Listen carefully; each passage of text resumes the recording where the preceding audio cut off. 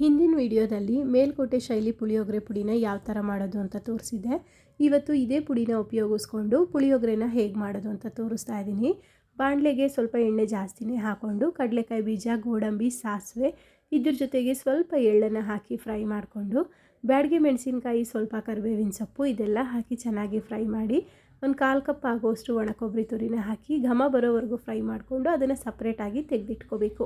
ನಂತರ 150 ಗ್ರಾಮ್ ಆಗೋಷ್ಟು ಹುಣಸೆ ಹಣ್ಣನ್ನು ನೀರಲ್ಲಿ ನೆನೆಸಿ ಕಿವುಚಿ ಅದರ ರಸನ ತೆಗೆದು ಬಾಣಲೆಗೆ ಹಾಕ್ಕೊಂಡು ಸ್ವಲ್ಪ ಬೆಲ್ಲ, ರುಚಿಗೆ ಎಷ್ಟು ಬೇಕೋ ಅಷ್ಟು ಉಪ್ಪನ್ನು ಸೇರಿಸಿ ಗಟ್ಟಿ ಆಗೋ ತನಕ ಚೆನ್ನಾಗಿ ಇದನ್ನು ಲೋ ಫ್ಲೇಮಲ್ಲೇ ಬೇಯಿಸ್ಕೋಬೇಕು. ಗಟ್ಟಿ ಆದಮೇಲೆ 4 ಸ್ಪೂನ್ ಆಗೋಷ್ಟು ಮಾಡಿರುವಂತಹ ಮೇಲ್ಕೋಟೆ ಪುಳಿಯೋಗರೆ ಪುಡಿನ ಸೇರಿಸ್ಕೊಂಡು ಚೆನ್ನಾಗಿ ಈ ರೀತಿ ಮಿಕ್ಸ್ ಮಾಡಿಕೊಂಡು ಸ್ಟವ್ನ ಆಫ್ ಮಾಡಿ ಒಗ್ಗರಣೆ ಮಾಡಿರುವಂತಹ ಎಲ್ಲ ಪದಾರ್ಥಗಳನ್ನ ಸೇರಿಸಿ ಈ ರೀತಿ ಮಿಕ್ಸ್ ಮಾಡ್ಕೋಬೇಕು. ಸ್ವಲ್ಪ ಗಟ್ಟಿ ಆಗುತ್ತೆ ಎಲ್ಲ ಹಾಕಿದ್ಮೇಲೆ.